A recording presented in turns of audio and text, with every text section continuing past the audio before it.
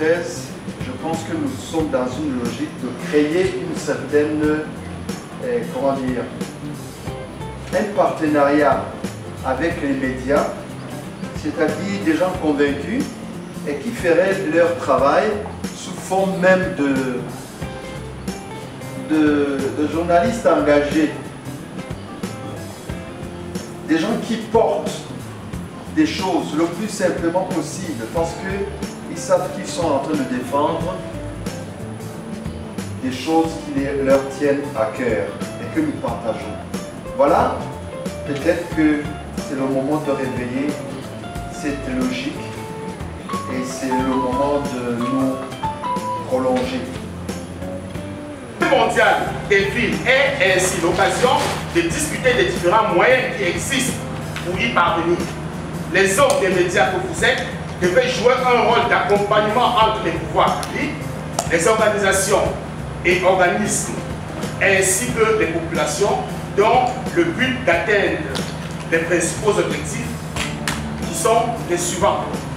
Accroître la sensibilisation à la façon dont les innovations numériques peuvent être utilisées pour la prestation des services urbains afin d'améliorer la qualité de vie et l'environnement urbain, mettre en évidence et partager les meilleures pratiques prometteuses sur les nouvelles technologies d'avant-garde qui peuvent créer des villes beaucoup plus inclusives, présenter en troisième lieu des possibilités de production d'énergie renouvelable dans les villes et enfin explorer comment les technologies d'avant-garde peuvent promouvoir l'inclusion sociale dans les villes, y compris celles qui sont les plus éloignées de la ville. Avant d'entrer dans le vif du sujet, il faut que nous rappelions que le projet est une suite logique justement des activités qu'a mené le CODAS Caritas et ses partenaires depuis l'année 2013. Et ceci pour adresser justement la problématique de l'habitat, du logement, mieux du logement décent. Donc le CODAS Caritas et ses partenaires sont intéressés justement à la question des évictions dans la ville de Douala et qui, ma foi, délogeait des centaines de milliers de familles et sans indemnisation ni recasement.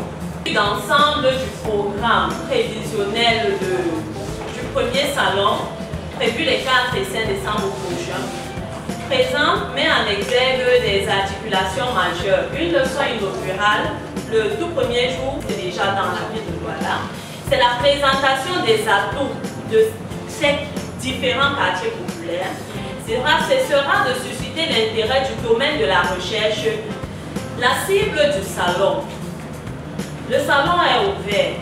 Pour cette première édition, nous attendons au minimum 300 personnes.